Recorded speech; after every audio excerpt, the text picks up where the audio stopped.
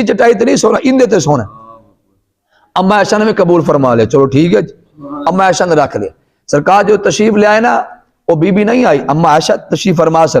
جو سرکار تشریف لے آئے، اج نبی پاک علیہ السلام بھی اور کوئی گل نہیں کی کسی پاس نہیں، سرکار سیدھے اسے کمرے چ گئے جتے بستر پہ آ جائے، نال سرکار نے فرمایا عائشہ یہ اے کی شے؟ اما عائشہ پوری گل سنا دی، یا رسول اللہ ادھر بی بی آئی سی، پھر میں قبول فرما لیا بستر، وہ انج نہیں کہندی سی۔ سرکار نے فرمایا کہ لوگ کی کہندے نے کہ میں مفلس ہاں، لوگ کی سمجھتے ہیں میں تنگ دست ہاں۔